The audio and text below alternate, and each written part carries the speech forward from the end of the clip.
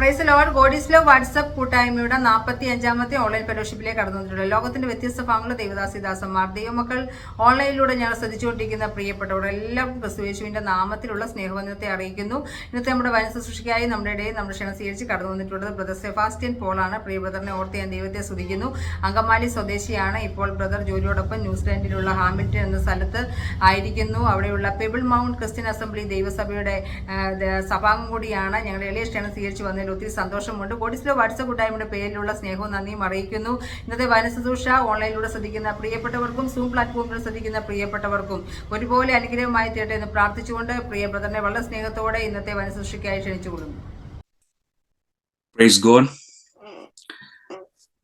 ദൈവനാമത്തിലുള്ള സ്നേഹവന്ദനം നിങ്ങൾക്ക് എല്ലാവർക്കും, പ്രത്യേകിച്ച് ഓൺലൈൻ പ്ലാറ്റ്ഫോമിലായിരിക്കുന്ന ദൈവദാസന്മാർക്ക്, ദൈവമക്കൾക്ക് ഓരോരുത്തും വീണ്ടും വരുന്ന യേശു ക്രിസ്തുവിന്റെ നാമത്തിലുള്ള സ്നേഹവന്ദനത്തെ നേരുന്നു. നമ്മൾ വചന ശുശ്രൂഷയ്ക്കായിട്ട് കയറുമ്പോൾ എല്ലാവരോടും ഞാൻ റിക്വസ്റ്റ് ചെയ്യുന്നത്, നിങ്ങൾ പ്രാർത്ഥനയോടെ ആയിരിക്കുക. ദൈവം നമ്മളെ ആത്മാവിൽ ശക്തീകരിക്കട്ടെ. വചനം പറയുന്ന അടിയനും വചനം കേൾക്കുന്ന നിങ്ങൾക്ക് എല്ലാവർക്കും അത് ഒരു അനുഗ്രഹവും വിടുതലുമായി മാറട്ടെ എന്ന് പ്രാർത്ഥിക്കുന്നു. സമയം അധികം എന്നെ കുറിച്ച് പറയാൻ ഞാൻ എടുക്കുന്നില്ല. സമയം തക്കത്തിൽ വിനിയോഗിക്കാൻ ഞാൻ ആഗ്രഹിക്കുന്നു. നമ്മുടെ മുമ്പിലുള്ളത് 40 to 45 മിനിറ്റ്സ് ആണ്. അതിനുള്ളിൽ മെസ്സേജ് പറയുവാനും ദൈവത്തിന്റെ പ്രവൃത്തി അല്ലെങ്കിൽ ദൈവത്തിന്റെ ആലോചന നമ്മൾക്ക് കേൾക്കുവാനും, കേൾക്കുന്ന ഏവർക്കും അത് ഒരു വിടുതലായി മാറേണ്ടതിനും ക്രിസ്തുയേശുവിന്റെ നാമം അതിലൂടെ മഹത്വപ്പെടേണ്ടതിനും പ്രാർത്ഥിക്കുന്നു, ആഗ്രഹിക്കുന്നു. നിങ്ങളെല്ലാവരും പ്രാർത്ഥനയിലായിരിക്കുക. ഇന്നത്തെ വചനത്തിന്റെ ചിന്തയ്ക്കായിട്ട് നമുക്ക് ഉൽപ്പത്തി പുസ്തകം 25-ാം അധ്യായം അതിന്റെ 32-ാം വാക്യം.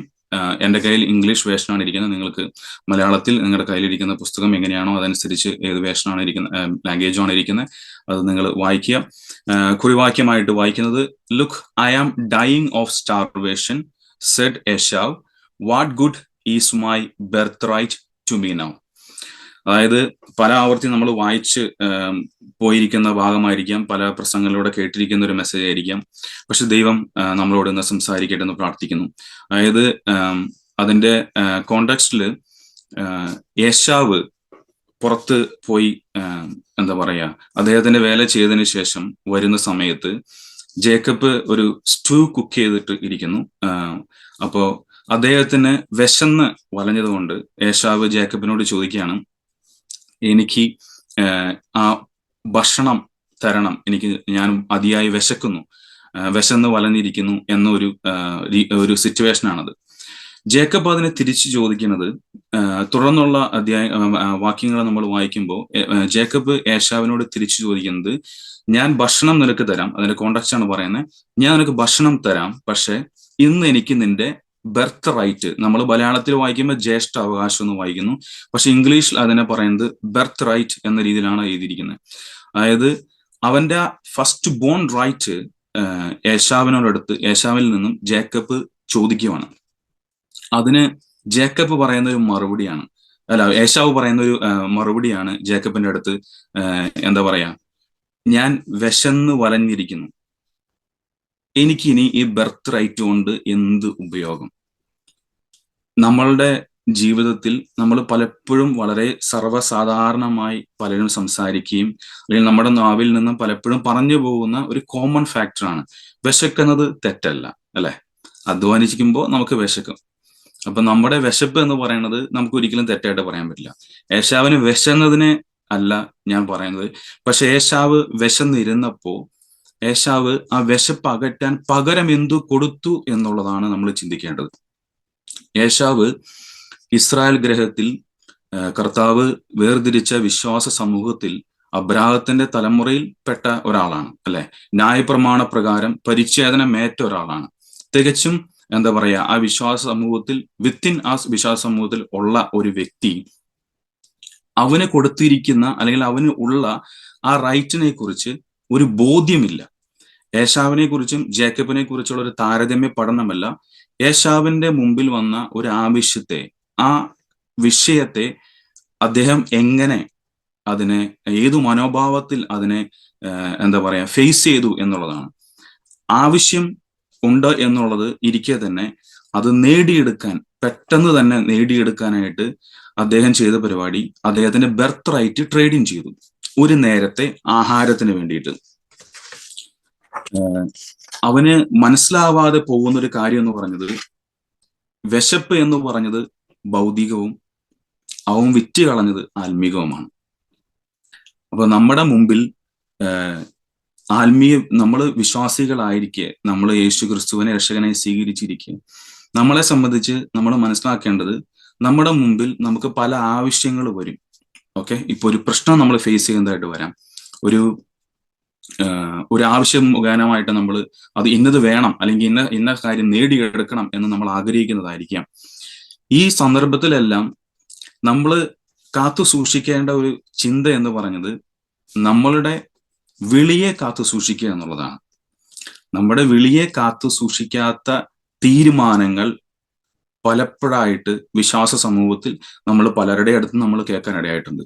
അതുപോലെ തന്നെ നമ്മൾ കേൾക്കുന്നതാണ്, ഓക്കെ, ഈ വ്യക്തി അതിശക്തമായിട്ട് ദൈവസ്ഥാനത്തിൽ നിന്ന വ്യക്തിയാണ്, പക്ഷെ ഇപ്പൊ വീണുപോയി. അപ്പോ ഏശാവിനെ സംബന്ധിച്ചിടത്തോളം, ഏശാവിന് ഉണ്ടായ വിഷയം വിശപ്പ്.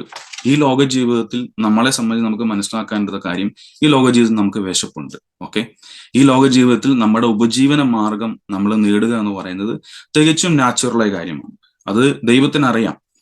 പക്ഷെ നമ്മൾ ചിന്തിക്കാതെ അല്ലെങ്കിൽ നമ്മൾ മനസ്സിലാകാതെ പോകുന്നൊരു കാര്യം, നമ്മൾ എന്ത് പകരം കൊടുത്തിട്ടാണ് നമ്മൾ ആവശ്യം നേടിയെടുക്കുന്നത്.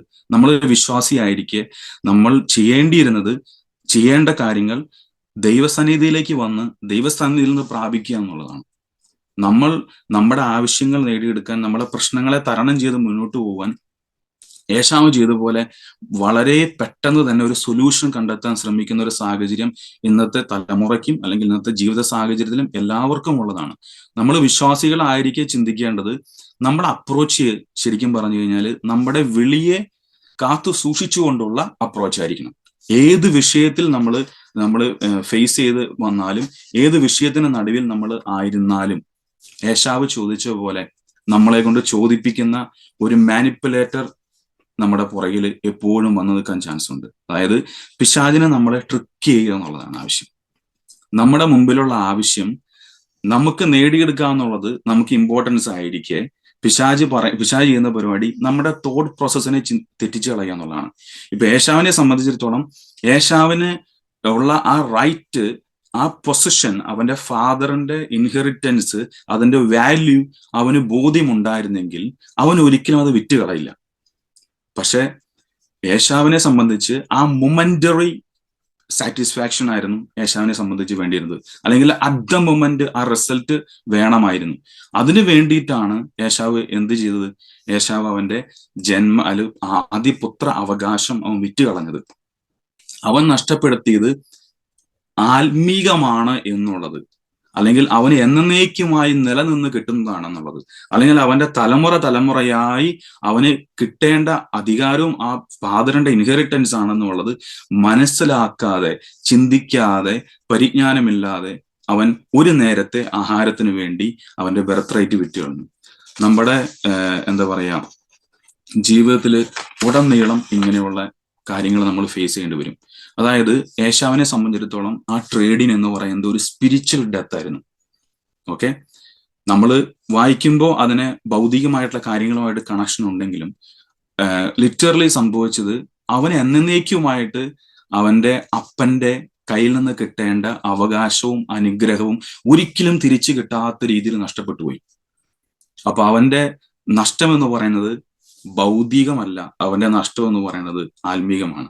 ഓക്കെ, നമ്മളെ വിളിച്ച ദൈവം നമ്മളെ വിളിച്ചിരിക്കുന്നത് അവന്റെ രാജ്യത്വത്തിലേക്ക് നമ്മളെ വിളിച്ചിരിക്കുന്നത്. അതൊരു സ്വർഗീയ വിളിയാണ്. ഓക്കെ, ആ വിളിയെ കാത്തു സൂക്ഷിക്കേണ്ടത് നമ്മുടെ ഉത്തരവാദിത്തമാണ്. ദൈവം നമുക്ക് ദാനമായി നൽകിയ വിളിയെ നമ്മുടെ മുമ്പിലുള്ള ആവശ്യങ്ങൾ വരുമ്പോൾ അതിനെ എങ്ങനെ കൈകാര്യം ചെയ്യണമെന്ന്, അതിനെ എങ്ങനെ തരണം ചെയ്യണമെന്ന് അറിയാത്തത് കൊണ്ട് പലരും വീണു പോകുന്നു. വിശ്വാസമൂഹത്തിൽ നമ്മൾ കണ്ടുമുട്ടുന്ന ഒന്ന് രണ്ട് രീതിയിലുള്ള ആൾക്കാരുണ്ട്. അതായത് വിശ്വാസത്തിൽ കർത്താവിനെ രക്ഷകനായി സ്വീകരിച്ചു, പിന്നീട് സ്നാനപ്പെട്ടു, ബൈബിൾ വായിക്കുന്നുണ്ട്, പ്രാർത്ഥിക്കുന്നുണ്ട്, പക്ഷെ ഒരു പ്രശ്നം വരുമ്പോൾ അല്ലെങ്കിൽ ഒരു വിഷയം വരുമ്പോൾ അതെങ്ങനെ കൈകാര്യം ചെയ്യണമെന്ന് ആത്മീയ ജീവിതത്തിൽ ഇന്നും പലർക്കും അറിയാത്തൊരു സാഹചര്യമാണ്. അതായത് ഒരു വിഷയം വരുമ്പോൾ പ്രത്യേകിച്ച് പെട്ടെന്ന് എന്താ പറയാ നിരാശപ്പെട്ടു പോകുന്ന ഒരു അവസ്ഥ. പലരും പറയുന്നത് ഞാൻ കുറെ ട്രൈ ചെയ്തു, പക്ഷെ എനിക്കിനി പറ്റില്ല, ഞാൻ ഗീവപ്പ് ചെയ്യാണ്,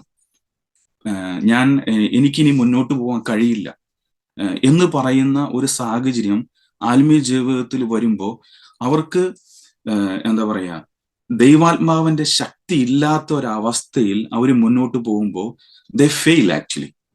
വിശ്വാസകോളത്തിൽ ഒരു വിഷയം ഫേസ് ചെയ്യാൻ ഇന്ന് പലർക്കും, അതായത് വിശ്വാസകോളത്തിൽ ഫേസ് ചെയ്യുന്ന, അതായത് ഡേ ടു ഡേ ലൈഫിൽ നമ്മുടെ ജീവിത സാഹചര്യങ്ങളിൽ നമ്മൾ വരുന്ന ഓരോ ആവശ്യങ്ങളും ഓരോ പ്രതികൂലങ്ങളുമായിക്കോട്ടെ, അതിനെ തരണം ചെയ്തു പോകാൻ ഇന്ന് ഒരു ആത്മീയന് കഴിയാതെ പോകുന്ന ഒരു സാഹചര്യമുണ്ട്. അങ്ങനെയുള്ള വ്യക്തികൾ നമ്മളൊന്ന് ചിന്തിക്കേണ്ടത് എന്താ പറയാ ദൈവം നമ്മളെ നിത്യമായി നടത്തുമെന്നുള്ള ഒരു സ്ഥായിയായ മനോഭാവം നമുക്കുണ്ടായിരിക്കണം. ഒരു സ്ഥായിയായ വിശ്വാസം നമുക്കുണ്ടായിരിക്കണം. പതറിപ്പോകുന്ന വിശ്വാസമല്ല, സ്ഥിരമായ ഒരു വിശ്വാസം. ഒരു വിഷയം വരുമ്പോൾ എന്നെ വിളിച്ച ദൈവം എന്നെ നടത്തുമെന്നുള്ള ഒരു ഉറപ്പ് നമുക്കുണ്ടായിരിക്കണം. പാനിക് മോഡ് പ്രസ് ചെയ്യുന്നതല്ല ഒരു വിശ്വാസിയെ സംബന്ധിച്ചിടത്തോളം, ഒരു ആത്മീയനെ സംബന്ധിച്ചിടത്തോളം അവനെ വളർത്തുന്നത്. അപ്പോ ഫസ്റ്റ് പീറ്റർ 1-ാം അധ്യായം അതിന്റെ 6-ാം വാക്യത്തിൽ വായിക്കുന്നു, so B truly GLAAD, there is wonderful joy ahead, even though you must endure many trials for a little while. അതായത് കുറച്ച് നേരത്തേക്ക് നമുക്കുള്ള ഈ ചെറിയ ചെറിയ ട്രയൽസ് എന്ന് പറയുന്നത് ശരിക്കും പറഞ്ഞാൽ അത് എന്താ പറയാ നിമിഷ നേരം കൊണ്ട് കഴിഞ്ഞു പോകുന്ന ഒന്നാണ്. പക്ഷെ നമുക്കിത് എങ്ങനെ തരണം ചെയ്യണമെന്ന്, പലർക്കും ഇത് എങ്ങനെ തരണം ചെയ്യണമെന്ന് അറിയാത്തത് കൊണ്ട് അവർ വീണു പോകുന്നു. അവര് എന്താ പറയാ നമ്മുടെ മുമ്പിൽ ഒരു പ്രതികൂലം വരുമ്പോൾ നമ്മൾ മനസ്സിലാക്കേണ്ടത് ദൈവം അറിയാതെ നമ്മുടെ ജീവിതത്തിൽ ഒന്നും വരുന്നില്ല എന്നുള്ളൊരു എന്താ പറയാ ഒരു വിശ്വാസം നമുക്കുണ്ടായിരിക്കണം, ഒരു അറിവ് നമുക്കുണ്ടായിരിക്കണം. ദൈവം ആരാണെന്ന് അറിയാനാണ് ഇസ്രായേൽ മക്കളെ സംബന്ധിച്ച് ഇസ്രായേൽ മക്കൾക്ക് ഓരോ ട്രയൽസും കിട്ടിയത്, അല്ലെ? നമ്മുടെ ജീവിതത്തിലും നമുക്കൊരു ആവശ്യം അല്ലെങ്കിൽ ഒരു പ്രതികൂലം നമ്മൾ ഫേസ് ചെയ്യുമ്പോൾ മനസ്സിലാക്കേണ്ടത് ദൈവം ആരാണെന്ന് നമ്മളെ ബോധ്യപ്പെടുത്തി തരുന്ന, ദൈവപ്രവൃത്തി നമ്മുടെ ജീവിതത്തിൽ വെളിപ്പെടുത്തി തരുന്ന ഒരു മൊമെന്റ് ആണത്. പക്ഷെ ആ മൊമെന്റ് ഒന്ന് പ്രാപിക്കാൻ അല്ലെങ്കിൽ ആ നിമിഷത്തിലോട്ടൊന്ന് എത്താൻ നമുക്ക് മാനസികമായിട്ട് പറ്റാറില്ല. പലരും വീണു പോകുന്നു. അപ്പോ ചെങ്കടല് എന്താ പറയാ ക്രോസ് ചെയ്യാനായിട്ട് ഇസ്രായേൽ മക്കളെ ദൈവം സഹായിച്ചു, അല്ലെ? നമ്മൾ മനസ്സിലാക്കേണ്ടത് നമ്മളായിരിക്കുന്ന പ്രശ്നത്തെ അപ്പാടെ എടുത്തു മാറ്റുന്ന ഒരു പ്രോസസ് അല്ല ആത്മീയ ജീവിതം എന്ന് പറയുന്നത്. ആത്മീയ ജീവിതം എന്ന് പറയുന്നത് നമ്മളായിരിക്കുന്ന ഈ ലോകത്തിൽ, ഈ ജീവിത സാഹചര്യത്തിൽ നമ്മൾ ഫേസ് ചെയ്യുന്ന എന്ത് പ്രശ്നത്തിന്റെയും നടുവിലൂടെ ദൈവം നമ്മളെ നടത്തും എന്നുള്ള ഒരു ഉറപ്പും നിത്യതയിലേക്ക് നമ്മളെ എത്തിക്കുമെന്നുള്ള ഒരു എന്താ പറയാ സ്ഥിരമായിട്ടുള്ള ഒരു അണ്ടർസ്റ്റാൻഡിങ്ങുമാണ് നമുക്ക് വേണ്ടത്. ഓക്കെ, അത് പലർക്കും ഇല്ലാതാവുമ്പോൾ, ഒരു പ്രശ്നം വരുമ്പോൾ അല്ലെങ്കിൽ ഒരു ആവശ്യം വരുമ്പോൾ ലോക മനുഷ്യർ ചെയ്യുന്ന രീതിയിൽ നമ്മളൊരു ടെമ്പററി അപ്രോച്ച് നടത്തും, പെട്ടെന്ന് നടത്തി കിട്ടാനായിട്ട്. അപ്പൊ നിരാശപ്പെട്ടു പോകുന്നവരോട് പറയാനുള്ളത്, അല്ലെങ്കിൽ അങ്ങനെ ആയിരിക്കുന്ന ഒരു അവസ്ഥയിൽ ഇനി ഞാൻ മുന്നോട്ട് എങ്ങനെ പോകുമെന്ന് ചിന്തിക്കുന്നവരോട് എനിക്ക് പറയാനുള്ളത്, വചനം പറയുന്നത് എന്താ പറയാ, ഇതോ എല്ലാം നിമിഷ നേരത്തേക്കേ ഉള്ളൂ. അതിന്റെ പേരിൽ നിങ്ങൾ ആരും ഭാരപ്പെടണ്ട. ഓക്കെ, ഇത് ദൈവപ്രവൃത്തി വെളിപ്പെടേണ്ടതിനും ദൈവത്തിന് നമ്മളെ ആരാണെന്ന് ബോധ്യപ്പെടുത്തേണ്ടതിനും നമ്മുടെ ജീവിതത്തിൽ ദൈവം ആരാണെന്ന് വെളിപ്പെടേണ്ടതിനും നമ്മുടെ ചുറ്റും നിൽക്കുന്നവർക്ക് ഓക്കെ ദൈവം ആരാണെന്ന് നമ്മുടെ സാക്ഷ്യത്തിലൂടെ അറിയേണ്ടതിനും നമ്മൾ ഇങ്ങനെയുള്ള സാഹചര്യങ്ങളെ കടന്നു പോകുന്നു. അത് നമ്മളെ തളർത്തിക്കളയാനല്ല, അത് നമ്മളെ എന്താ പറയാ ഇല്ലാണ്ടാക്കി കളയാനല്ല. നിത്യതയിലേക്ക് നടത്തുമെന്ന് പറഞ്ഞ ദൈവം നടത്തിയിരിക്കും. പക്ഷെ നമ്മുടെ സബ്മിഷൻ ഈസ് വെരി ഇമ്പോർട്ടൻറ്റ്. നമ്മൾ അത് ഫേസ് ചെയ്യുന്ന അല്ലെങ്കിൽ നമ്മൾ ഒരു കാര്യം ഡീൽ ചെയ്യുന്നത് വളരെ ഇമ്പോർട്ടൻ്റ് ആയിരിക്കണം. ചില വ്യക്തികളുണ്ട്, ഈ വെളിയെ നഷ്ടപ്പെടുത്തി കളയുന്ന വ്യക്തികൾ വളരെ നിസ്സാരമായിട്ട് ഇതിനെ കാണുന്നു. അതായത് ഇപ്പൊ ഏശാവ് കണ്ട പോലെ, അതായത് രക്ഷിക്കപ്പെട്ടു സ്നാനപ്പെട്ടപ്പോൾ ചർച്ചിൽ പോകുന്നുണ്ട്, കൂട്ടായ്മകൾക്ക് പോകുന്നുണ്ട്, പ്രാർത്ഥിക്കുന്നുണ്ട്. എന്നാൽ ലോക രീതിയിൽ ഒരു ആവശ്യം വരുമ്പോൾ മറ്റുള്ളവർ ചെയ്യുന്ന പോലെ, വിശ്വാസികളല്ലാത്ത വ്യക്തികൾ ചെയ്യുന്ന പോലെ തന്നെ അതിലും പോയി നിൽക്കും, അവിടെയും നിൽക്കും, ഇവിടെയും നിൽക്കും. അവരെ സംബന്ധിച്ച് ഓക്കെ, വചനപ്രകാരം വചനം കേട്ടു, രക്ഷിക്കപ്പെട്ടു, സ്നാനപ്പെട്ടു, ആ പ്രോസസ്സ് പിന്നെ അവിടെ തീർന്നു. ദൈവമായിട്ട് സ്ഥിരമായൊരു ബന്ധം നമുക്കില്ലാതെ ദൈവവചനത്തെ നമ്മൾ അറിയാത്തതിനാൽ ഇങ്ങനെയുള്ള വ്യക്തികള് ഇങ്ങനെയുള്ള ജീവിതത്തിൽ വിശ്വാസത്തിൽ വന്നാൽ പോലും അവര് നഷ്ടപ്പെട്ടു പോകുന്ന ഒരവസ്ഥ നമുക്ക് കാണാൻ കഴിയും. ഹോശേയാവിന്റെ പുസ്തകം 4-ാം അധ്യായം 6-ാം അധ്യായത്തിൽ വായിക്കുന്നു, my people are being destroyed because they don't know me. അതായത് എന്നെ അറിയാത്തത് കൊണ്ട്, ഇസ്രായേൽ മക്കളെ കുറിച്ച് ദൈവം പറയുന്നതാണ്, എന്നെ അറിയാത്തത് കൊണ്ട് എന്റെ ജനം നശിച്ചു പോകുന്നു. അപ്പൊ ദൈവവചനം വായിക്കുകയും ദൈവവചനം മെഡിറ്റേറ്റ് ചെയ്യുകയും ദൈവമായിട്ട് സ്ഥിരമായൊരു ബന്ധമുണ്ടെങ്കിൽ മാത്രമേ നമുക്ക് ഇങ്ങനെയുള്ള വിഷയങ്ങൾ വരുമ്പോൾ ഇത് എന്തുകൊണ്ട് സംഭവിക്കുന്നു, അല്ലെങ്കിൽ ഇത് എങ്ങനെ ഞാൻ തരണം ചെയ്യണമെന്ന് നമുക്ക് മനസ്സിലാവത്തുള്ളൂ. നമ്മുടെ ബുദ്ധിയിൽ ചിന്തിക്കുമ്പോൾ വേൾഡ്ലി തോട്ടാണ് നമുക്ക് ആദ്യമേ വരിക. നമ്മൾ ഈ ലോകത്ത് ജീവിക്കുന്നത് വളരെ നാച്ചുറൽ ആയിട്ട് നമ്മളുടെ ജീവിതത്തിൽ നമുക്കൊരു ആവശ്യം വരുമ്പോൾ അല്ലെങ്കിൽ ഒരു പ്രതികൂലം വരുമ്പോൾ നമ്മൾക്ക് വേൾഡ്ലി തോട്ട് ആദ്യം വരും. പക്ഷെ അതിന് പുറമെ അതിന്റെ മുകളിൽ പരിവർത്തിക്കുന്ന ഒരു ദൈവാത്മാവിന്റെ നമ്മളിൽ ഉണ്ടെങ്കിൽ മാത്രമേ നമുക്ക് ഇത് ദൈവിക ആലോചന പ്രകാരം തരണം ചെയ്യാൻ നമുക്ക് കഴിയത്തുള്ളൂ. നമ്മുടെ ബുദ്ധിയിൽ നടക്കുന്ന ഒരു പ്രോസസ്സ് അല്ല അത്. അതിന് ആദ്യം വേണ്ടത് നമ്മൾ ദൈവത്തെ അറിയുക എന്നുള്ളതാണ്. ഓക്കെ, നമ്മൾ നിരാശപ്പെട്ടു പോകുന്ന വ്യക്തികളെ സംബന്ധിച്ച് പ്രോവർബ്സ് 24-ാം അധ്യായം 10-ാം വാക്യത്തിൽ വായിക്കുന്നു, if you fail under pressure your strength is too small. അതായത് വിശ്വാസ ജീവിതത്തിൽ നിരാശപ്പെട്ട് ഇരിക്കുന്ന ആരെങ്കിലും ഈ വചനം കേൾക്കുന്നുണ്ടെങ്കിൽ, വചനം പറയുന്നത് അണ്ടർ പ്രഷർ, ആ ഫ്രസ്ട്രേഷനിൽ നിങ്ങൾ എന്താ പറയാ നശിച്ചു പോകുന്ന ഒരു അവസ്ഥ നിങ്ങൾക്ക് വരുന്നുണ്ടെങ്കിൽ your strength is too small. Strength എന്ന് പറഞ്ഞാൽ ദൈവത്തിന്റെ ആത്മാവിന്റെ ശക്തി നമ്മളിൽ വളരെ കുറവാണ്. അപ്പോ നമ്മളിന്ന് പരിശോധിക്കേണ്ടത്, നമ്മുടെ ജീവിതത്തിൽ വരുന്ന ഒരു വിഷയം നമ്മൾ ദൈവത്തിന്റെ ഹിതപ്രകാരം നമ്മൾ അതിനെ ഓവർകം ചെയ്യാൻ ശ്രമിക്കുന്നു, അതോ നമ്മുടെ ബുദ്ധിയിൽ ഏശാവ് ചെയ്തതുപോലെ ഒരു നേരത്തെ ആഹാരത്തിന് വേണ്ടി, ഓക്കെ, അല്ലെങ്കിൽ ഒരു ടെമ്പററി റിലീഫ്, എനിക്കിനി മടുത്തു, എനിക്കിനി പെട്ടെന്നിനെ വേണം എന്ന് ചിന്തിക്കുന്ന ഒരു മൊമെന്റിലാണോ നിൽക്കുന്നത് എന്ന് നമ്മളൊന്ന് ചിന്തിക്കുക. ഏശാവിനെ സംബന്ധിച്ച് ന്യായപ്രമാണ പ്രകാരം അവൻ പരിച്ഛേദനമേറ്റവനല്ലേ, അല്ലെ? ഇസ്രായേൽ ഗ്രഹത്തിൽ പെട്ടവനല്ലേ? പിന്നെ എന്തുകൊണ്ട് ദൈവത്തെ അറിയാതെ അവൻ പോയി? അതിന് പിശാച് നമ്മളുടെ പരിജ്ഞാനത്തെ തെറ്റിച്ച് കളയുന്നൊരു പ്രോസസ്സാണ്. അതായത് നമ്മുടെ ചിന്തയെ ആദ്യം തെറ്റിക്കുക എന്നുള്ളതാണ് പിശാചിന്റെ പരിപാടി. ഓക്കെ, നമ്മുടെ ചിന്തയെ തെറ്റിച്ചാൽ പിന്നെ നമ്മളുടെ ഇമോഷൻസ് മാറി തുടങ്ങും. പിന്നെ നമ്മളുടെ ഇമോഷൻസ് വർക്കൗട്ട് ചെയ്യണത് ആ ചിന്തകളുടെ അടിസ്ഥാനത്തിലാണ്. അപ്പോ ആ ഇമോഷൻസിന്റെ അടിസ്ഥാനത്തിലായിരിക്കും പിന്നെ നമ്മൾ റിയാക്ട് ചെയ്യുക.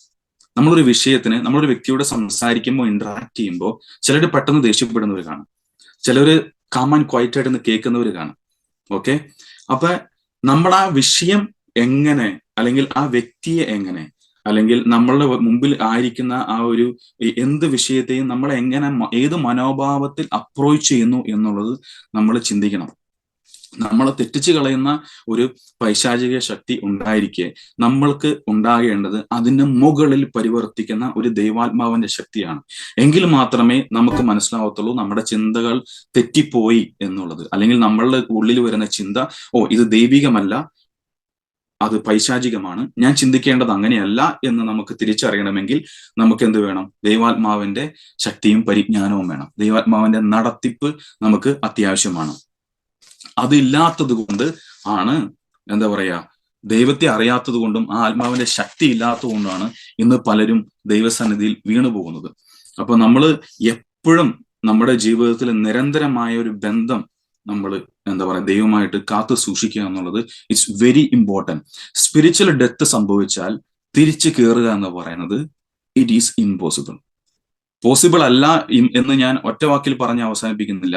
പക്ഷെ അതിന്റെ ഒരു നേച്ചർ എന്ന് പറയുന്നത്, നമ്മൾ പിൻവാങ്ങി പോയി കഴിഞ്ഞാൽ, ആ സ്പിരിച്വൽ ഡെത്ത് സംഭവിച്ചു കഴിഞ്ഞാൽ, നമ്മുടെ വിളിയെ നമ്മൾ നഷ്ടപ്പെടുത്തി കഴിഞ്ഞു കഴിഞ്ഞാൽ പിന്നെ സംഭവിക്കാൻ നമ്മൾ ചിലപ്പോൾ ആഗ്രഹിച്ചാലും നമ്മൾ ഒരു സ്റ്റെപ്പ് മുന്നോട്ട് വയ്ക്കുമ്പോൾ 2 ഇരട്ടി ശക്തിയോടെ നമ്മൾ തിരിച്ചടിയും. അപ്പോ നമ്മൾ ചിന്തിക്കേണ്ടത്, നമുക്ക് ദാനമായി കിട്ടിയ ഈ വിളിയെ കാത്തു സൂക്ഷിക്കുക എന്നുള്ളതാണ്. ഈ ലോകത്തിലുള്ളതെല്ലാം നിസ്സാരമാണ്. ഈ ലോക ജീവിതം എന്താ പറയാ നിസ്സാരമാണ്, ഈ ലോകത്തിൽ വേണ്ടത് നമുക്ക് ദൈവം തരും എന്നുള്ള ഒരു വിശ്വാസം നമുക്ക് ഉണ്ടായിരിക്കുക. നമ്മളെ ദൈവം വിളിച്ചത് ഈ ലോകത്തിലെ എല്ലാ അനുഗ്രഹങ്ങളും നൽകി പരിപോഷിപ്പിക്കാനല്ല ദൈവം വിളിച്ചത്.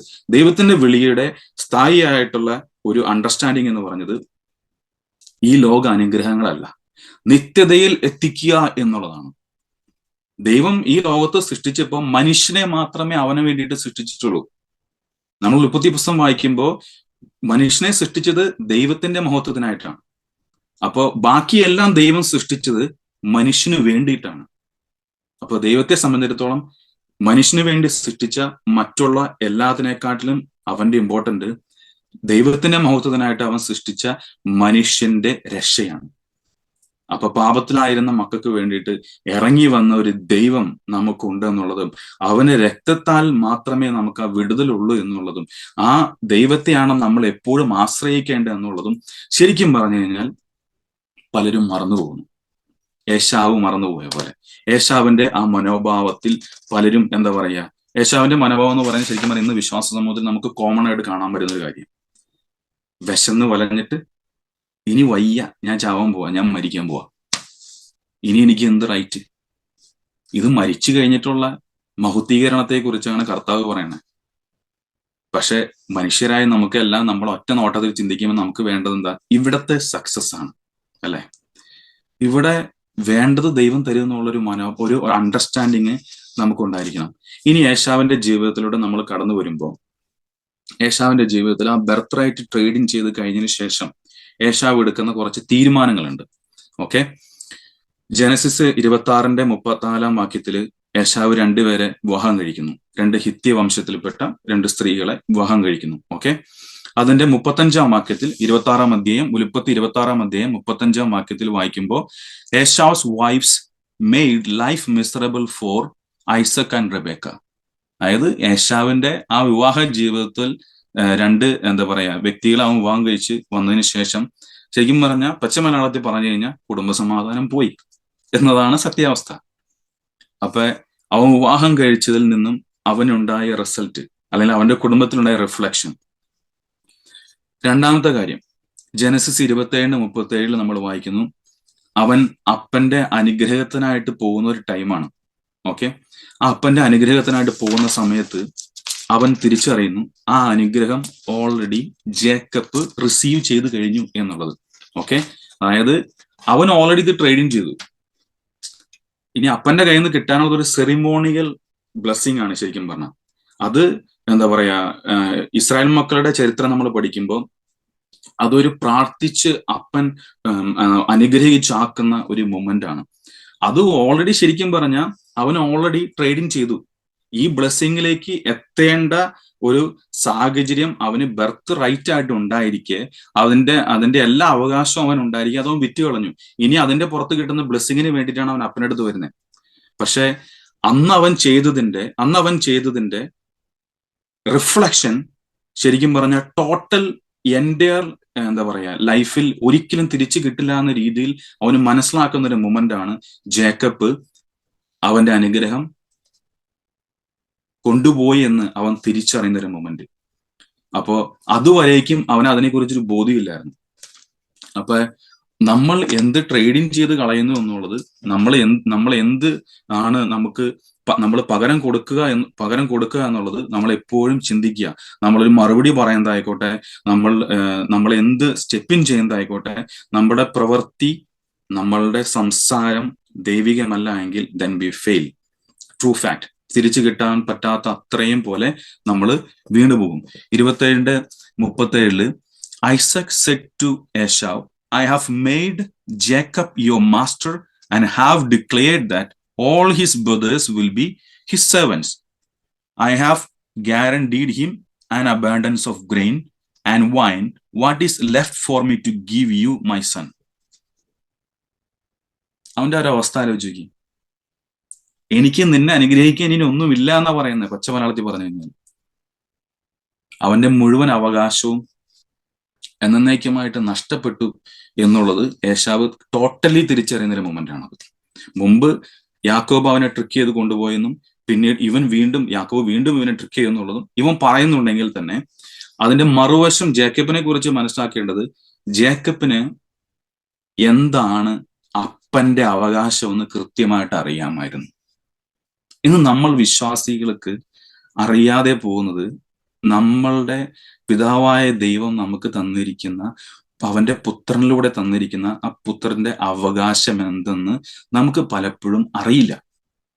അതിനെക്കുറിച്ച് വ്യക്തമായൊരു ധാരണയില്ല. ആ ധാരണ ഇല്ലാത്തതുകൊണ്ടാണ് ഓരോരുത്തരും വീണു പോകുന്നത്. ഓരോരുത്തരും ടെമ്പററി റിലീഫിന് വേണ്ടി ഓടിപ്പോകുന്നത്. അതിനുശേഷം പിന്നീട് വാവിട്ട് അലയ്ക്കാൻ തുടങ്ങും. പക്ഷെ ചില കാര്യങ്ങളിൽ നമ്മൾ പെട്ടുകഴിഞ്ഞാൽ അതിന് തിരിച്ചു കയറാൻ ഇറ്റ്സ് ഭയങ്കര പാടാ. നിങ്ങൾ ഭയങ്കരമായിട്ട് ഫൈറ്റ് ചെയ്യേണ്ടി വരും. ഈ പ്രവൃത്തി കഴിഞ്ഞതിന് ശേഷം, അവന്റെ ബ്ലെസ്സിങ് നഷ്ടപ്പെട്ടു എന്ന് കഴിഞ്ഞതിന് ശേഷം, ജനസിസ് 27:41 വായിക്കുന്നു, ഏശാവ് ഹെയ്റ്റഡ് ജേക്കബ്. അതായത് സ്വന്തം സഹോദരനെ ഏശാവ് വെറുത്തു. എന്നിട്ട് എന്ത് ചെയ്തു? He plan to kill him. അവന്റെ അപ്പൻ ഐസക്ക് മരിച്ചതിന് ശേഷം അവൻ പറയുകയാണ്, ഞാൻ എന്റെ സഹോദരനെ കൊന്നുകളയും. 27:41 എന്താ പറയാ, ഇങ്ങനെ വായിക്കുന്നു, Esau began to scheme, I will soon be mourning my father's death, then I will kill my brother Jacob. എന്റെ അപ്പന്റെ മരണശേഷം എന്റെ അവകാശം കൊണ്ടുപോയ സ്വന്തം സഹോദരനെ ഞാൻ കൊല്ലും. ഈ ഹെയ്റ്റ് എന്ന് പറയുന്നത് വളരെ എന്താ പറയാ, തീക്ഷ്ണമായി ഓരോരുത്തരുടെ ജീവിതത്തിൽ പരിവർത്തിക്കുന്ന ഒന്നാണ്. അത് നമ്മളുടെ ഇമോഷനെ എന്താ പറയാ ഭയങ്കരമായിട്ട് നശിപ്പിക്കാന്ന് പറഞ്ഞാൽ അത് നമ്മളെ നശിപ്പിക്കും, നമ്മൾ മറ്റുള്ളവരെ നശിപ്പിക്കും. ഈ ഹെയ്റ്റ് എന്ന് പറയുന്നത്, അതായത് സ്വന്തം സഹോദരനെ വെറുക്കുന്നവൻ വചനപ്രകാരം മർഡർ ആണെന്നാണ് പറയുന്നത്. വചനം പറയുന്നത് അങ്ങനെയാണ്. അപ്പോ നമുക്ക് നഷ്ടപ്പെട്ടതിന്റെ പേരിൽ നമ്മൾ മറ്റുള്ളവരെ പഴിക്കുന്ന ഒരു അവസ്ഥയുണ്ട്. ഓക്കെ, ആ പഴിക്കുന്ന ഒരു അവസ്ഥയിൽ വരുന്ന ഒരു ഹെയ്റ്റ്, വെറുപ്പ് എന്തിലേക്ക് ലീഡ് ചെയ്യുന്നു?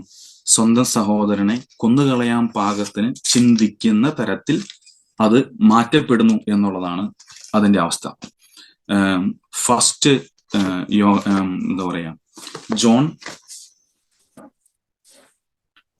3:15 നമ്മൾ വായിക്കുമ്പോൾ, സ്വന്തം സഹോദരനെ വെറുക്കുന്നവൻ ശരിക്കും പറഞ്ഞു കഴിഞ്ഞാൽ എന്താണ്? കൊലയാളിയാണ് എന്നാണ് ദൈവം പറയുന്നത്. അപ്പോ കൊലയാളിയായ ഒരുത്തന് ഒരു എറ്റേണൽ ലൈഫ് അവിടെ ഇല്ല, അവന്റെ നിത്യത നഷ്ടപ്പെട്ടു പോകുന്നു എന്നുള്ളതാണ് സത്യമായൊരവസ്ഥ. അതിന് മുഴുവൻ കാര്യങ്ങളും വായിക്കാനായിട്ട് പോകുന്നില്ല. അതിനകത്ത് ഈ ഹെയ്റ്റ് മുഖാന്തരം നമ്മൾ വരുന്ന സമയത്ത് നമ്മുടെ ചിന്തകളിൽ വരുന്ന മാറ്റങ്ങളാണ് സംഭവിക്കുന്നത്. ഈ ഹെയ്റ്റ് വരുമ്പോൾ തന്നെ നമ്മൾ സ്വന്തം സഹോദരനെ ഞാൻ വെറുക്കരുതെന്ന് പറയുമ്പോൾ തന്നെ നമ്മൾ മനസ്സിലാക്കേണ്ട ഒരു കാര്യമുണ്ട്. ചില വ്യക്തികളുടെ ജീവിതത്തിൽ എന്താ പറയാ, നമ്മൾ ചിന്തിക്കാത്ത ചില സാഹചര്യങ്ങൾ അവർ കടന്നു പോകുന്നുണ്ടാവും. അവരെ നമ്മൾ സഹായിക്കാൻ ചെല്ലുമ്പോൾ പറ്റുന്നത് എന്താന്ന് വെച്ച് കഴിഞ്ഞാല് നമ്മളും അതിൽ ഡിസീവ് ചെയ്തു പോകുന്ന ഒരു സാഹചര്യം വരും. അങ്ങനെ ഉണ്ടാവാതിരിക്കാൻ നമ്മൾ ശ്രദ്ധിക്കുക. 1 ജോൺ 3:15 നമ്മൾ വായിക്കുന്നു, anyone who hates another brother or sister is really a murderer at heart, and you know that murderers don't have eternal life within them. അപ്പൊ സ്വന്തം സഹോദരനെ വെറുക്കാൻ നമുക്ക് വചനപ്രകാരം റൈറ്റ് ഇല്ല. അത് ഞാൻ പറയുമ്പോൾ തന്നെ നിങ്ങൾ കാര്യം മനസ്സിലാക്കേണ്ടതുണ്ട്. യൂദായുടെ ലേഖനം നമ്മൾ വായിക്കുമ്പോൾ മുഴുവൻ വായിക്കാൻ സമയമില്ലാത്തതുകൊണ്ട് കുറച്ച് കാര്യങ്ങൾ ഞാൻ നിങ്ങൾക്ക് കണക്ട് ചെയ്ത് തരാം. അതിന്റെ 11-ാം വാക്യം തൊട്ട് വായിക്കുമ്പോൾ, for they follow in the footsteps of Cain who killed his brother like Balaam, they deceive people for money, and like Korah they perish in their rebellion. When these people eat with you in your fellowship, meats commemorating the Lord's love, they are like dangerous reefs that can shipwreck you. They are like shameless shepherds who care only for themselves. They are like clouds blowing over the land without giving any rain. അതായത് നമ്മളായിരിക്കുന്ന സമൂഹത്തിൽ cloud makers ഉണ്ട്. Okay, അവരിൽ നമ്മൾ പെട്ടുപോകാതിരിക്കുക എന്നുള്ളതും നമ്മൾ ശ്രദ്ധിക്കണം. നമ്മൾ സ്വന്തം സഹോദരനെ വെറുക്കരുതെന്ന് എന്നുള്ളത് വചനം പറയുമ്പോൾ തന്നെ നമ്മൾ പരിജ്ഞാനത്തോടെ വിഷയങ്ങളെ അപ്രോച്ച് ചെയ്യുക എന്നുള്ളതാണ്. അതായത് സഭയിലായിക്കോട്ടെ, നമ്മൾ നിൽക്കുന്ന വിശ്വാസ സമൂഹത്തിലായിക്കോട്ടെ, എന്തൊക്കെയോ ചെയ്യുന്നു എന്ന് കാണിക്കുന്ന ഫാൾസ് പ്രൊഫസി ആയിട്ട് നടക്കുന്ന, തെറ്റായ പ്രവർത്തികളുമായിട്ട് നടക്കുന്ന, അതായത് കായേന്റെ എന്താ പറയാ, കായേൻ നടന്നതുപോലെ നടക്കുന്ന, അല്ലെങ്കിൽ ബാലാം ചെയ്തുപോലെ ചെയ്യുന്ന വ്യക്തികൾ നമ്മുടെ ചുറ്റുമുണ്ട്. അപ്പൊ അവര് വിശ്വാസികൾ, കർത്താവിനെ സ്വീകരിച്ചവർ തന്നെയായിരിക്കും. പക്ഷെ കുഴപ്പമെന്ന് വെച്ചാൽ നമ്മൾ പലരും അവരെ സഹായിക്കാനായിട്ട് നമ്മൾ ഇന്റർഫെയർ ചെയ്യുമ്പോൾ എന്താ പറ്റുന്നതെന്ന് വെച്ചാൽ, ചിലവര് ആ പോകുന്ന മൊമെന്റിൽ അവരുടെ കൂട്ടത്തിൽ വീണു പോകുന്നവരുണ്ട്. അപ്പോ ഈ വചനം നമ്മൾ പഠിക്കുമ്പോൾ ഒരു സഹോദരനെ വെറുക്കരുതെന്ന് പറയുന്നത് യാഥാർത്ഥ്യമായിരിക്കെ തന്നെ നമുക്ക് ചുറ്റുമുള്ള വ്യക്തികളെ നമ്മൾ ഒരു കാര്യത്തിന് നമ്മൾ ഹെൽപ്പ് ചെയ്യാനോ അല്ലെങ്കിൽ അവരെ അപ്രോച്ച് ചെയ്യാൻ, അവരുടെ ഒരു സഹായത്തിന്, അവരുടെ നിസ്സഹായാവസ്ഥയിൽ അപ്രോച്ച് ചെയ്യുമ്പോൾ നമ്മൾ പരിജ്ഞാനത്തോടെ അപ്രോച്ച് ചെയ്യണം. നമ്മളെ കൂടി ഡിസീവ് ചെയ്ത് കളയുന്ന രീതിയിൽ നമ്മൾ അതിനെ അപ്രോച്ച് ചെയ്യാൻ പാടില്ല. ഓക്കെ, പക്ഷെ എന്താ പറയാ, നിശ്ചയമായും നമ്മൾ അവരെ കുറിച്ച്, അവർക്ക് വേണ്ടി ദൈവസ്ഥാനത്തിൽ പ്രാർത്ഥിക്കണം, അവർ നശിച്ചു പോകാതിരിക്കാൻ. അവരെ കുറിച്ച് ദൈവം പറയുന്നത് ക്ലൗഡ് മേക്കേഴ്സ്, അതായത് അവർ പലതും ചെയ്യും. അതായത് ക്ലൗഡ് മേക്കേഴ്സ് പറഞ്ഞ എന്താണ്? ആകാശത്ത് കാർമേഘമുണ്ടെങ്കിൽ സാധാരണ ഒരു കോമൺ അണ്ടർസ്റ്റാൻഡിങ് നമ്മൾ എന്താ പറയാ, മഴ പെയ്യാൻ സമയമായി അല്ലെ, മഴ പെയ്യാൻ പോകുന്നു അല്ലെ. പക്ഷെ ഇവരെ സംബന്ധിച്ച് പറയണത് വെറും കാർമേഘമായിട്ട് നിൽക്കത്തേ ഉള്ളൂ, മഴയുണ്ടാവില്ല. ഓക്കെ, അപ്പൊ അങ്ങനെയുള്ള വ്യക്തികളിൽ നമ്മൾ വീണു പോകാതിരിക്കുക എന്നുള്ളതും, ആ വ്യക്തികളിൽ വീണു പോകാതിരിക്കുക എന്ന് പറഞ്ഞാൽ ആ വ്യക്തിയെ കുറ്റപ്പെടുത്തുന്ന രീതിയിലല്ല നിങ്ങൾ അങ്ങനെ ചിന്തിക്കരുത്. ഞാൻ പറഞ്ഞത് ആ വ്യക്തിയിലുള്ള ചിന്തകളുണ്ട്, ആ ചിന്തകളിൽ നമ്മൾ വീണുപോയി നമ്മുടെ ആത്മീയജീവൻ നമ്മൾ നഷ്ടപ്പെടുത്താതിരിക്കാൻ നമ്മൾ ശ്രദ്ധിക്കുക. ഇതിനെക്കുറിച്ച് കൂടുതലായി സംസാരിക്കേണ്ടതുണ്ട്. ആ ടോപ്പിക്ക് വേറെ ടോപ്പിക്കാണ്. പക്ഷെ ഞാൻ നിങ്ങൾക്ക് മനസ്സിലാകാൻ വേണ്ടി മാത്രം ജസ്റ്റ് അതിനെക്കുറിച്ച് ഒന്ന് ടച്ച് ചെയ്യുന്ന മാത്രം. ഇനി അടുത്ത വിഷയത്തിലൂടെ വരുമ്പോൾ, ഏശാവിന്റെ വിഷയത്തിലൂടെ വരുമ്പോൾ, തുടർന്നുള്ള ഇൻസിഡന്റിൽ ഏശാവ് ചെയ്യണത് 28-ാം അധ്യായം 6 മുതൽ 9 വരെ വായിക്കുമ്പോൾ നമ്മൾ കാണുന്നത് എന്താണ്? ഏശാവ് മാരീഡ് വൺ ഓഫ് ഇസ്മായേൽസ് ഡോട്ടർ. അതായത് ഐസക്ക് ഓൾറെഡി പറഞ്ഞു, കാനനൈറ്റ് സ്ത്രീകളെ നീ വിവാഹം കഴിക്കരുത് എന്നുള്ളത് ഇസഹാക്ക് ജേക്കബിനോട് പറഞ്ഞിരിക്കുക, അല്ലെങ്കിൽ ഏശാവിനോടും പറഞ്ഞിരിക്കുക. ഏശാവ് ചെയ്തിരിക്കുന്ന പരിപാടി എന്താണ്? അപ്പനെ വീണ്ടും അപ്പന്റെ അടുത്ത് നിന്ന് അപ്പനോട് അനുസരണക്കേട് കാണിക്കുക എന്നുള്ളതാണ് അപ്പനോട് കാണിക്കുന്നത്. അതിന്റെ എന്താ പറയാ, 28-ാം അധ്യായത്തിന്റെ ഒരു 6-ാം വാക്യത്തിന്റെ പകുതി മുതൽ വായിക്കുമ്പോൾ ഇസ്ഹാക്ക് ജേക്കബിനെ വാൺ ചെയ്യാണ്. You must not marry a Canaanite woman. He also knew that Jacob had obeyed his parents and gone to Padaram. It was now very clear to Esau that his father did not like the local Canaanite woman. So Esau visited his uncle Ishmael's family and married one of Ishmael's daughter. അതായത് അവന്റെ വിളിയെ already നഷ്ടപ്പെടുത്തി, അവന്റെ അവകാശത്തെ already നഷ്ടപ്പെടുത്തി. അതിനുശേഷം അവന്റെ ജീവിതത്തിൽ അവൻ എടുക്കുന്ന തീരുമാനങ്ങൾ അല്ലെങ്കിൽ അവന്റെ ജീവിതത്തിൽ നടക്കുന്ന സംഭവങ്ങൾ നമ്മൾ കോർത്തിണക്കി നോക്കുമ്പോൾ തികച്ചും നാശത്തിലോട്ട് തന്നെ പോയിക്കൊണ്ടിരിക്കുന്ന ഒരവസ്ഥയാണ്. കുടുംബ സമാധാനം പോയി, രണ്ടുപേരെ വിവാഹം കഴിച്ചു. ഓക്കെ, അപ്പന്റെ ബ്ലെസ്സിങ് പോയി. ഓക്കെ, അതിനുശേഷം എന്താ പറയാ, സ്വന്തം സഹോദരനെ അവൻ വെറുക്കുന്നു, കൊല്ലാൻ പ്ലാൻ ചെയ്യുന്നു. ഇനി ഇതെല്ലാം കഴിഞ്ഞു, വീണ്ടും ഒരു വിവാഹം കഴിക്കുന്നു. അവൻ പോയി വിവാഹം കഴിക്കുന്നത് ഹാഗറിലൂടെ അബ്രാഹത്തിന് ആദ്യമായി ഉണ്ടായ ഇസ്മായേൽ ഗ്രഹത്തിലെ ഒരു മകളെ പോയി വിവാഹം കഴിക്കുന്നു. അപ്പന്റെ എന്താ പറയാ, ഉപദേശത്തിന് തെറ്റായ ഒരു പ്രവൃത്തി, എതിരായ ഒരു പ്രവൃത്തി, ഡിസൊബീഡിയൻസ്. ഓക്കെ, ഈ ഡിസൊബീഡിയൻസ് എന്ന് പറഞ്ഞത് ദൈവസന്നിധിയിൽ വളരെ എന്താ പറയാ, വില കൊടുക്കേണ്ട ഒരു വിഷയമാണ്. ഈ ഡിസൊബീഡിയൻസിന്റെ പുറത്താണ് നമ്മൾ ഉൽപ്പത്തി മുതൽ റെവലേഷൻ വരെ വായിക്കുമ്പോൾ നമുക്ക് മനസ്സിലാകുന്നത് ഈ അനുസരണക്കേടാണ് മനുഷ്യന്റെ എന്താ പറയാ, മനുഷ്യന്റെ വിളിയെ നഷ്ടപ്പെടുത്തി കളയുന്ന അല്ലെങ്കിൽ തേജസ് നഷ്ടപ്പെടുത്തി കളയുന്ന ഒരു പ്രവൃത്തി എന്ന് പറയുന്നത് ദൈവത്തെ അനുസരിക്കാതിരിക്കുക എന്നുള്ളതാണ്. ഇനി തുടർന്ന് നമ്മൾ നോക്കുമ്പോൾ അതായത് ഏശാവിന്റെ മറ്റൊരു പേരാണ് ഏദോം. ഏശാവിന്റെ തുടർ അവകാശികളാണ് ഏദോം എന്ന് പറയുന്നത്. ഏദോമിനെ സംബന്ധിച്ച് ദൈവം പറയുന്ന വാക്ക് നിങ്ങൾ ഒബദ്യാവിന്റെ പുസ്തകത്തിൽ വായിക്കണം. ശരിക്കും പറഞ്ഞാല് എന്നെ ഒത്തിരി ചിന്തിപ്പിച്ച ഒരു ഭാഗമാണത്. അതിന്റെ 2 മുതൽ നമ്മൾ വായിക്കുമ്പോൾ ഏശാവിന്റെ തലമുറയായിട്ടുള്ളവരോട് ദൈവം പറയാണ്, The Lord says to Adam, I will cut you down to size among the nations. You will be greatly despised. You have been deceived by your own pride because you live in a rock fortress and make your home high in the mountains. Who can ever reach us way up here?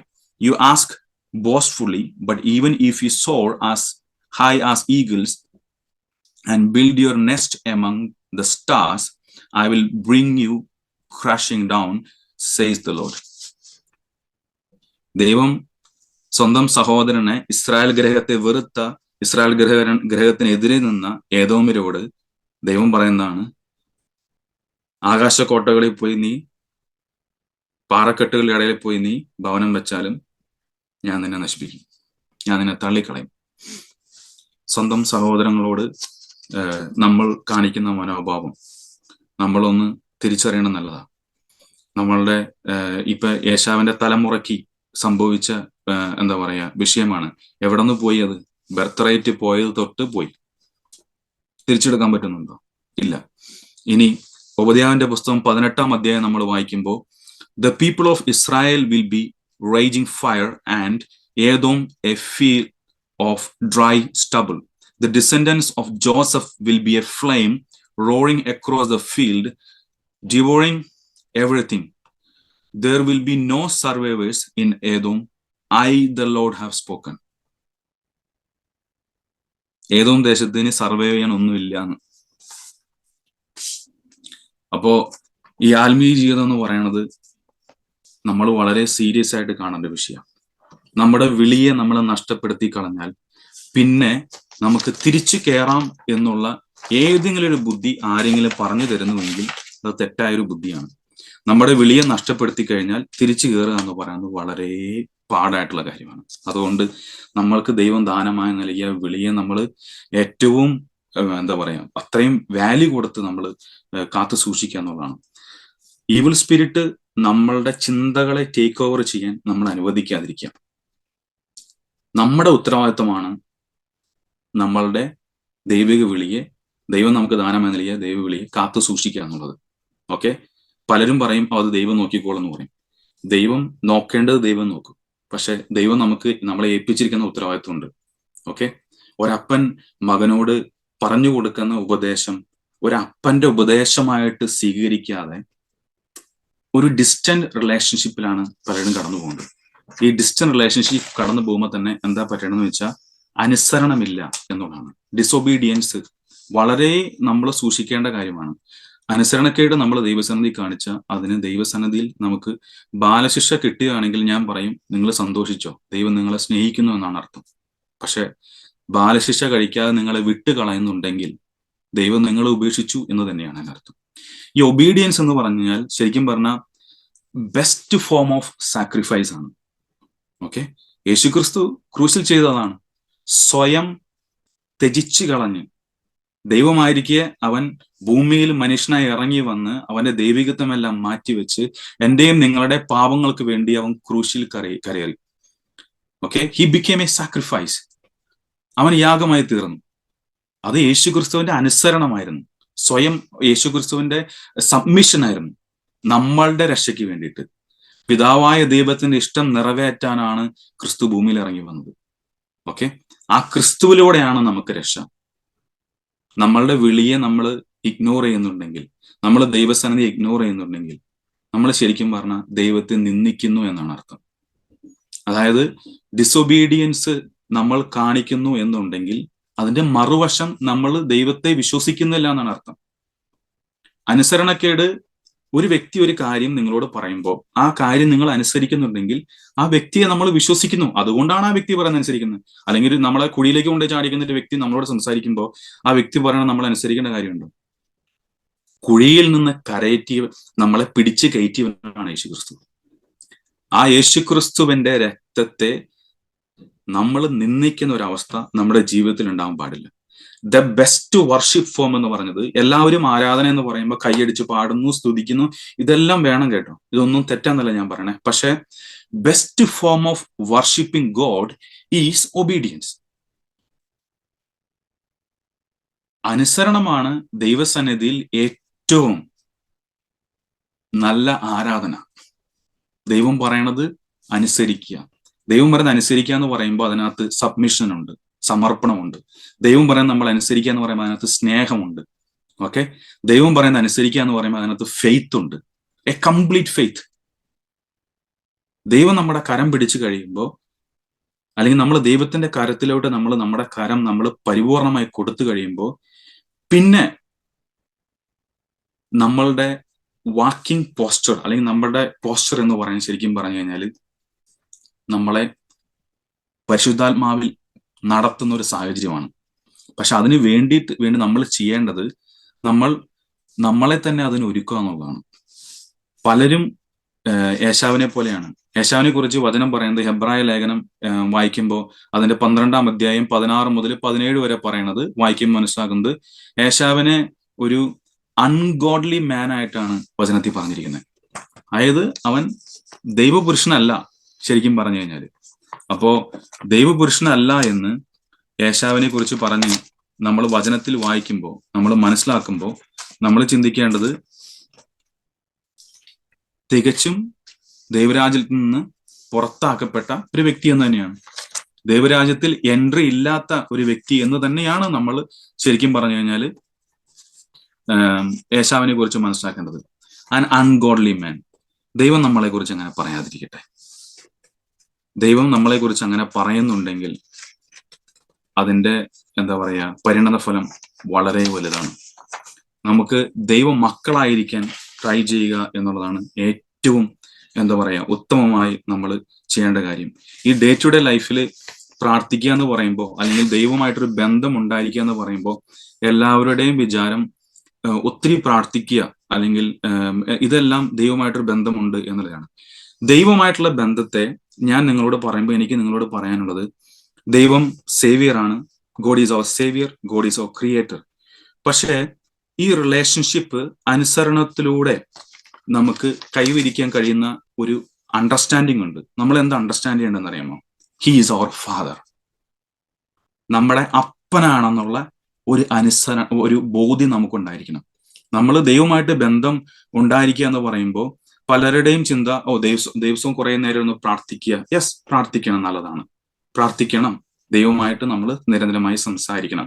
പക്ഷെ നമ്മുടെ mind set, പലരുടെയും mind set ഒരു distant റിലേഷൻഷിപ്പിലാണ്, അകന്ന ഒരു ബന്ധമാണ്.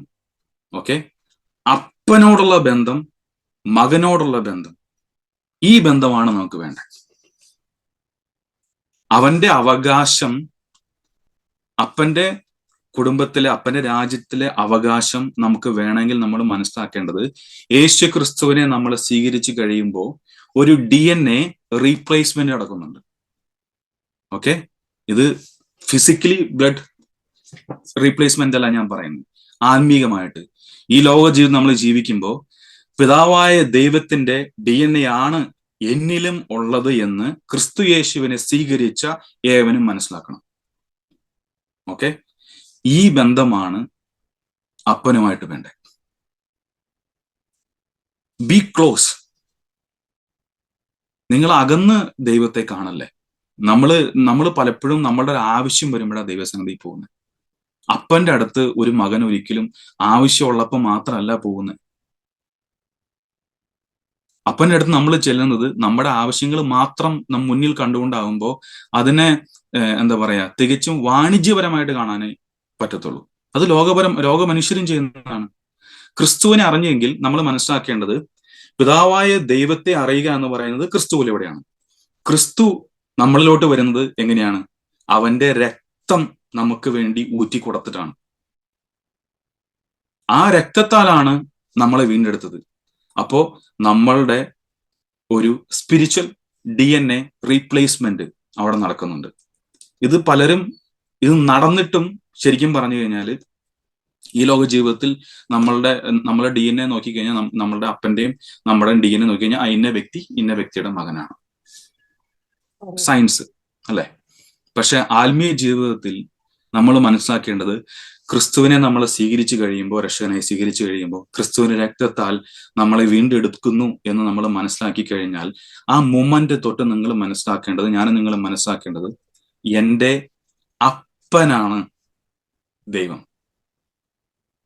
ഒരു magic hero ആയിട്ടോ അല്ലെങ്കിൽ എല്ലാം പ്രൊവൈഡ് ചെയ്യുന്ന ഒരു എൻറ്റിറ്റി ആയിട്ടോ ഒരു ശക്തിയായിട്ടോ നിങ്ങൾ അല്ലെങ്കിൽ നമ്മൾ കണ്ട് നിൽക്കുമ്പോൾ അതിനൊരു ഡിസ്റ്റൻസ് റിലേഷൻ, ഭയങ്കര അകൽച്ചയാണത്. ദൈവത്തോട് അടുക്കുക അപ്പൻ മകനോട് അല്ലെങ്കിൽ മകൻ അപ്പനോട് കാണിക്കുന്ന ബന്ധമാണത്. ആ അപ്പന്റെ രാജ്യത്വത്തിലോട്ട് നമ്മളെ എത്തിക്കാന്നാണ് ക്രിസ്തു പറഞ്ഞത്. ഏശാവ് നഷ്ടപ്പെടുത്തിയത് അവന്റെ അപ്പന്റെ അവകാശമാണ്, ഹിസ് ഫാദേഴ്സ് ഇൻഹെറിറ്റൻസ്. ഇന്ന് ആത്മീയ ജീവിതത്തിൽ നമുക്ക് ദാനമായി ആ വിളി നമുക്ക് കിട്ടിക്കഴിയുമ്പോൾ അതിൽ നിലനിൽക്കാൻ കഴിയാതെ അതിൽ നിന്ന് വീണു പോകുന്ന എത്രയോ ജീവിതങ്ങളുണ്ടെന്നറിയാം. പിടിച്ചു കയറ്റാൻ നമ്മൾ എത്ര ശ്രമിച്ചാലും, പല കാര്യങ്ങൾ പറഞ്ഞ് നമ്മൾ മനസ്സിലാക്കാൻ ശ്രമിച്ചാലും, അവരുടെ ചിന്ത കറപ്റ്റഡ് ആയി പോയതുകൊണ്ട് അവരുടെ പ്രവൃത്തികളും കറപ്റ്റഡ് ആയി പോകുന്നു.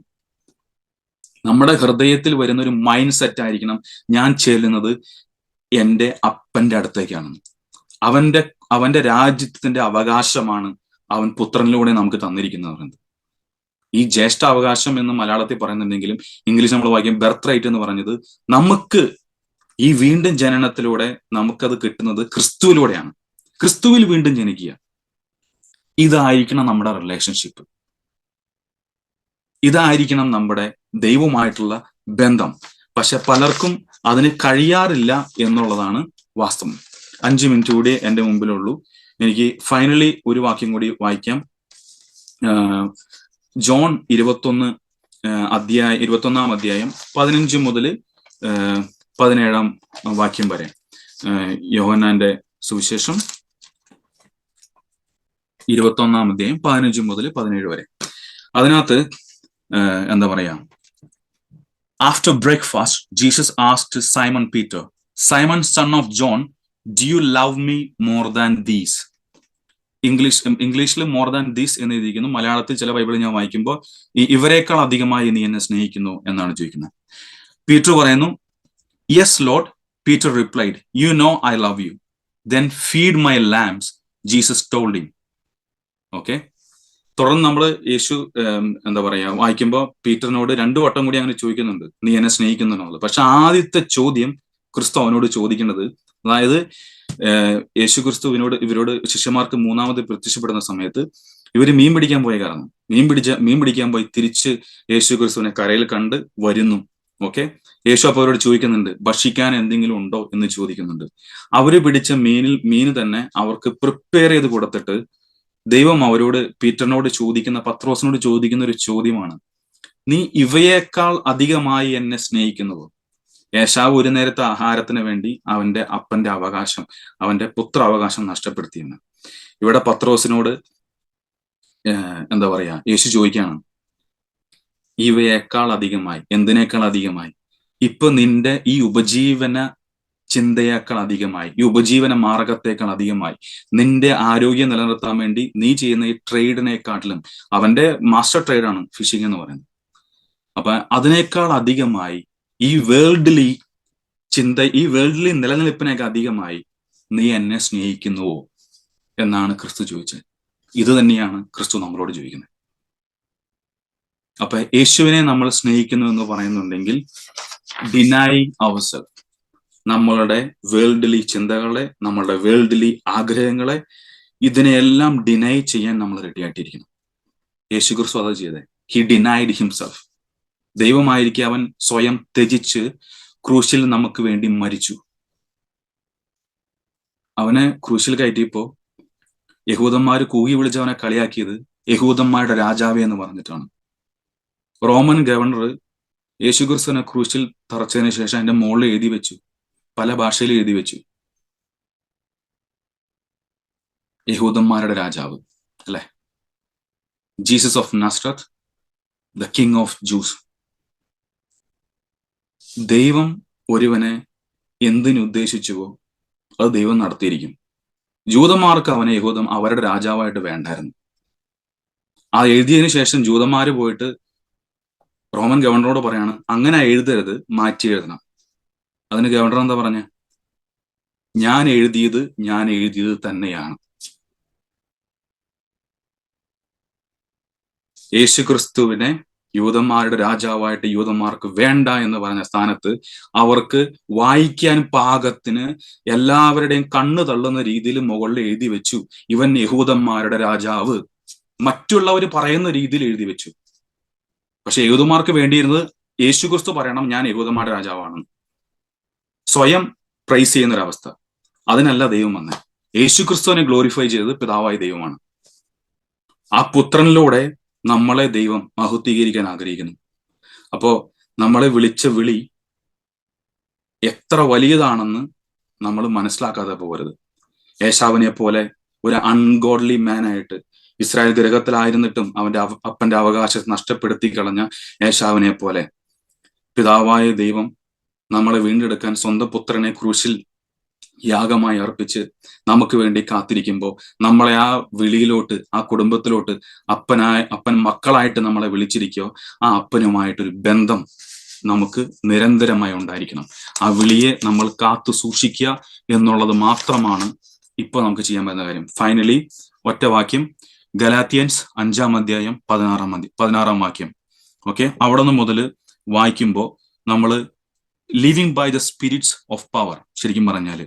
So I say, let the Holy Spirit guide your lives, then you won't be doing what your sinful nature craves. The sinful nature wants to do evil, which is just the opposite of what the Spirit wants. And the Spirit gives us desires that are the opposite of what the sinful nature desires. These two forces are constantly fighting each other. So you are not free to carry out your good intentions. അതായത് sinful നേച്ചറും divine നേച്ചറും തമ്മിൽ നമ്മളുടെ ഇടയിൽ, നമ്മുടെ ഹൃദയത്തിൽ എപ്പോഴും fight നടക്കുന്നുണ്ട്. പക്ഷെ divine nature above the evil nature, അത് അങ്ങനെ അപ്ലിഫ്റ്റ് ചെയ്ത് വരണമെങ്കിൽ വചനം വായിക്കുക, വചനം ധ്യാനിക്കുക, അപ്പനോടുള്ള ബന്ധം നിലനിർത്തുക daily. There is no excuse. അതിനകത്ത് വേറൊരു വഴിയില്ല, അതിന് വേറൊരു മാർഗമില്ല. ദൈവമായിട്ട് നിരന്തരമായൊരു ബന്ധം ഉണ്ടായിരിക്കുക. ദൈവസന്നിധിയിൽ എപ്പോഴും അപ്പന്റെ അടുത്ത് ചെല്ലുന്ന പോലെ നമ്മൾ ചെല്ലുക. Keep that close relationship. ദൈവത്തിന്റെ ആത്മാവിനാൽ നമ്മൾ നടക്കുക. ദൈവാത്മാവ് നമ്മളെ നടത്തും എന്നുള്ള ഉറപ്പ് നമുക്ക് ഉണ്ടായിരിക്കുക. ഏശാവിനെ പോലെ ബർത്ത് റൈറ്റ് വിറ്റുകളഞ്ഞവരെ പോലെ നമ്മൾ ആവാതിരിക്കാൻ നമ്മൾ ശ്രദ്ധിക്കുക. ഓക്കെ, അപ്പോ ഇത്രയുമാണ് ആ ദൈവാലോചന എനിക്ക് നിങ്ങളുമായിട്ട് ഷെയർ ചെയ്യാനുള്ളത്. നിങ്ങൾക്ക് ഇത് കേട്ടത് അനുഗ്രഹമായി എന്ന് ഞാൻ വിശ്വസിക്കുന്നു. ഇങ്ങനെ സംസാരിപ്പാൻ ദൈവസന്നിധിയിൽ ദൈവാലോചനയുമായി നിങ്ങളുടെ മുമ്പിൽ നിൽക്കാൻ ദൈവം എനിക്ക് നൽകിയ കൃപയ്ക്കായിട്ട് ഞാൻ ദൈവത്തിന് നന്ദി പറയുന്നു. പ്രാർത്ഥനയിൽ നിങ്ങൾ ഓർക്കുക. ദൈവം നിങ്ങളെ എല്ലാവരെയും അനുഗ്രഹിക്കട്ടെ, ആശ്വസിപ്പിക്കട്ടെ, നിങ്ങൾക്ക് വേണ്ട വിടുതലുകൾ നൽകട്ടെ. എല്ലാത്തിന്മേലും പിതാവായ ദൈവം അവന്റെ പുത്രന്റെ നാമത്തിൽ മഹത്വം എടുക്കട്ടെ എന്ന് പ്രാർത്ഥിക്കുന്നു. ദൈവം നിങ്ങളെല്ലാവരെയും അനുഗ്രഹിക്കട്ടെ എന്ന് പ്രാർത്ഥിക്കുന്നു. എല്ലാത്തിനുമായിട്ടും ഇങ്ങനൊരു അവസരം നൽകിയതിനുമായിട്ടും ഗോഡീസ് ലവ് ഫെലോഷിപ്പിന്റെ കൂട്ടായ്മയിലുള്ള എല്ലാവരോടായിട്ടും ദൈവനാമത്തിൽ നന്ദി പറയുന്നു. ദൈവം നിങ്ങളെ നടത്തട്ടെ. ആമേൻ.